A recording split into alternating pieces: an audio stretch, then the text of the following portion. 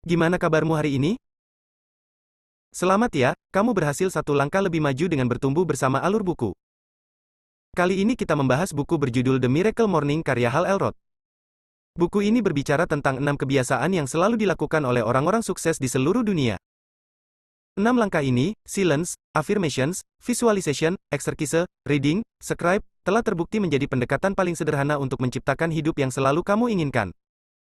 Kamu deserve hidup yang luar biasa. Waktunya kamu mencapai potensimu semaksimal mungkin.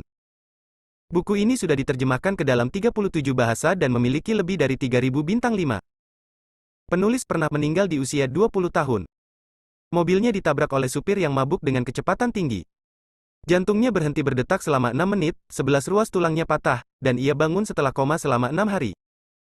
Dokter memvonis Elrod nggak akan bisa jalan lagi. Elrod mematahkan vonis itu. Ia berusaha, ia maraton, menjadi pembicara di tingkat internasional, penulis, pengusaha, suami dan ayah bahkan sebelum umurnya 30 tahun. Di tahun 2016, Elrod hampir meninggal lagi karena kanker berbahaya yang menggerogoti tubuhnya. Ia hanya memiliki 30% kesempatan hidup. Saat ini, Elrod bebas dari kanker dan melanjutkan misinya sebagai pendiri The Miracle Morning, podcast Achieve Your Goals dan banyak acara lainnya. Wawasan satu buku The Miracle Morning. Pertama, kebanyakan dari kita menjalani hidup yang biasa-biasa saja, meski kita semua memiliki potensi untuk sukses. Rata-rata orang Amerika mempunyai hutang $10, kelebihan berat badan, nggak suka dengan pekerjaan mereka, nggak mempunyai teman dekat, dan cukup depresi. Terbukti, kebanyakan orang Amerika menjalani hidup dengan lesu, sebuah hidup yang di bawah potensinya. Social Security Administration mengatakan jika kita memilih 100 orang ketika mereka mulai bekerja dan mengamati mereka selama 40 tahun, hanya satu yang akan menjadi kaya, 4 akan stabil keuangannya, 5 perlu untuk terus bekerja, 36 sudah meninggal, dan 54 akan bergantung dengan teman atau keluarga untuk mendukung keuangannya. Statistik ini memang menunjukkan gambaran yang suram. Lebih lagi, penelitian menunjukkan lebih banyak obat dengan resep dokter yang digunakan dibanding sebelumnya. 1 dari 2 pernikahan di Amerika mengalami kegagalan, orang Amerika memiliki lebih banyak hutang pribadi dibanding sebelumnya, obesitas sudah menjadi epidemi, penyakit jantung dan kanker meningkat. Tetapi, meskipun hal-hal ini ada, kita bisa memiliki hidup yang sukses dan bahagia. Sangat mungkin untuk membalikkan keadaan. Penulis, Hal Elrod, adalah contoh untuk hal itu. Elrod sebenarnya sudah meninggal selama 6 menit akibat kecelakaan mobil. Setelah menghabiskan beberapa hari koma, dia tersadar dan dokter memberitahu kalau dia mempunyai kerusakan otak permanen dan kemungkinan besar nggak bisa berjalan lagi. Tetapi dia bisa sembuh. Dia menerima keadaannya, dibandingkan menghabiskan waktu berharap kalau keadaan mestinya berbeda, dan bisa menciptakan hidup sesuai mimpi dan memenuhi potensinya. Wawasan 2 buku The Miracle Morning. Kedua, Rearview Mirror Syndrome dan Isolating Incidences mencegah orang mencapai potensi penuhnya. Pernah nggak berpikir kalau cara pandang kita akan hidup ini adalah hal yang mencegah kita mencapai potensi penuh? Kebanyakan dari kita cenderung membuat suatu keputusan berdasarkan masa lalu kita, karena itu kita mengidap yang disebut Rearview Mirror Syndrome, RMS. Kalau kalian adalah seorang penderita RMS, kalian akan percaya kalau kalian di masa lalu adalah diri kalian sekarang, sehingga pilihan dan keputusan kalian dibatasi oleh pengalaman masa lalu. Jadi, ketika kita bertemu dengan kesempatan yang baru, kita seringkali menolaknya karena nggak punya pengalaman sebelumnya akan hal itu. Contoh, seseorang yang nggak bisa berkomitmen pada pasangannya karena hubungan masa lalu yang gagal kemungkinan menderita RMS. Selain RMS, alasan lain kenapa kita nggak bisa mencapai potensi penuh adalah karena kebiasaan kita yang disebut isolating incidents. Isolating incidents berarti kita memperlakukan peristiwa yang ada dalam hidup kita seperti mereka itu terpisah dari hal lainnya dan hal ini berlawanan dari kenyataannya. Contoh, mungkin kita berpikir kalau nggak apa-apa untuk melewatkan gym hari ini, karena kita bisa melakukannya besok. Tetapi keputusan ini bukan hanya mempengaruhi waktu kita saat hari itu, tetapi mempengaruhi juga akan menjadi orang seperti apa kita nantinya. Jadi, kalau kita mempraktikkan incident isolation, kejadian yang dipikir adalah sebuah pengecualian akan menjadi kebiasaan. Sebagai hasilnya, kemampuan kita untuk mencapai mimpi akan terhalang dan kita akan sukses hanya sebatas yang diizinkan oleh alasan kita. Kalau kita ingin menciptakan hidup sesuai aturan kita sendiri, kita harus mengubah pandangan kita sendiri. Berlarut dalam masa lalu dan membuat alasan hanya akan menghalangi kesuksesan. Wawasan 3 buku The Miracle Morning. Ketiga, untuk memulai hari dengan baik, berhenti memencet tombol snooze dan ubah pandangan kita tentang tidur.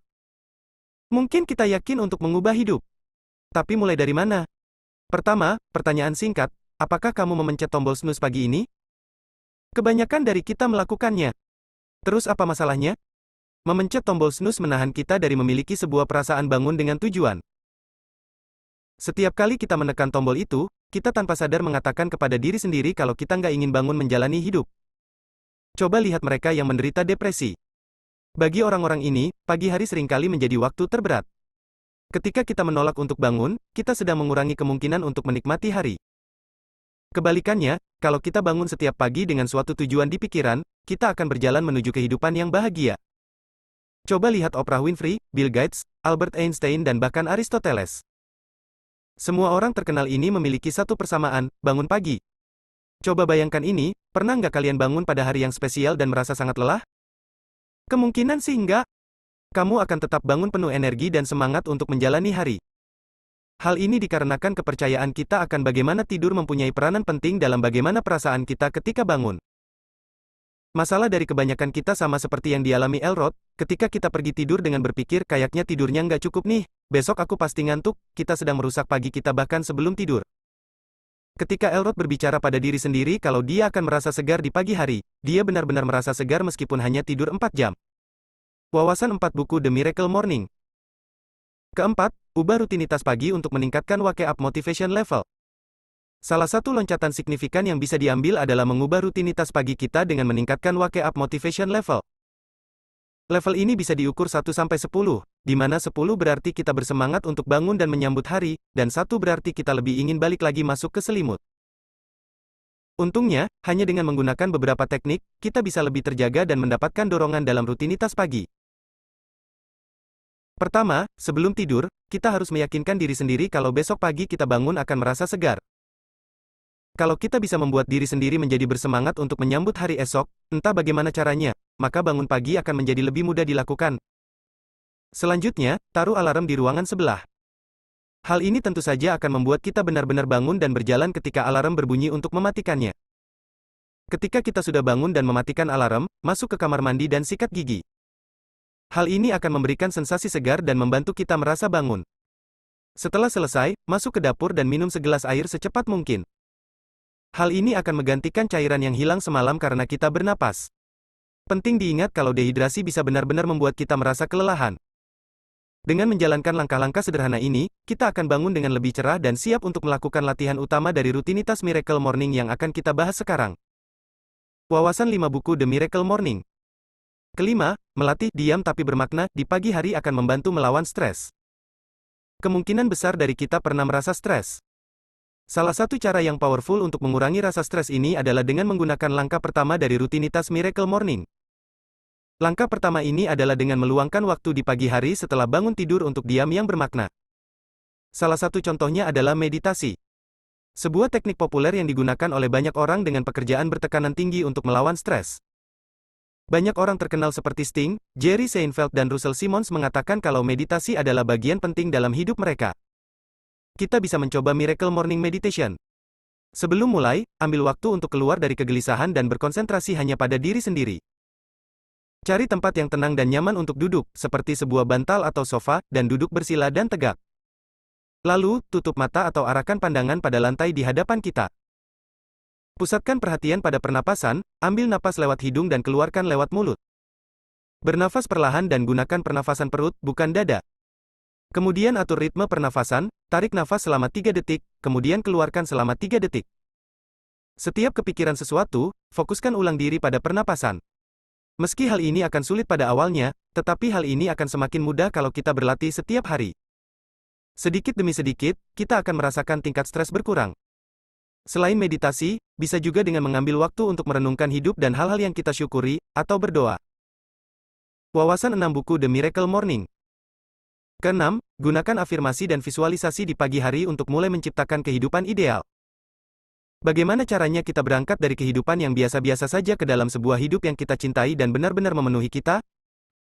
Salah satu caranya dengan melihat self-talk kita. Otak kita tanpa sadar terprogram oleh bagaimana kita berbicara pada diri kita sendiri, dan hal ini bisa kita ubah dengan menggunakan afirmasi positif. Semua dari kita memiliki aliran pikiran yang terus-menerus ada dalam kepala kita, yang didasarkan oleh pengalaman masa lalu dan hal ini bisa menguntungkan atau merugikan, tergantung bagaimana kita menggunakannya.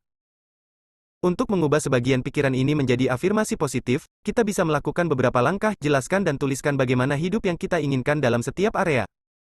Perjelas motifnya dengan bertanya pada diri sendiri kenapa kita menginginkan hal itu. Tanyakan juga hal apa yang kita ingin lakukan dengan komitmen untuk membawa hidup ke arah sana. Setelah membuat afirmasi itu, pastikan untuk membacanya keras-keras pada diri sendiri setidaknya sehari sekali. Cara lain adalah visualisasi atau mental rehearsal. Kita bisa menggunakan teknik ini untuk memvisualisasikan kehidupan ideal, mimpi, dan tujuan kita. Contoh, kalau kita ingin menulis sebuah buku, bayangkan diri kita terinspirasi dan dengan senang menulis halaman demi halaman di meja.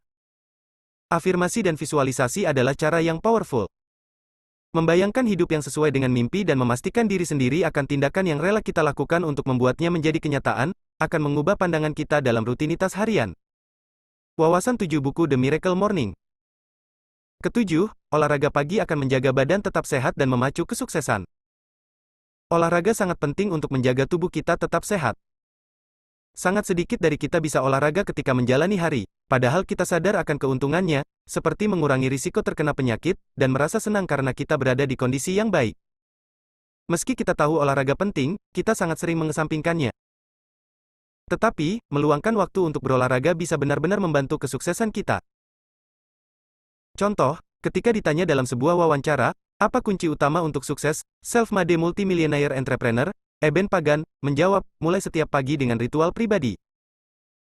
Dia kemudian menekankan pentingnya memasukkan olahraga pagi dalam ritualnya, menjelaskan bagaimana hal ini bisa menaikkan detak jantungnya, memompa darahnya, dan paru-parunya dipenuhi oksigen.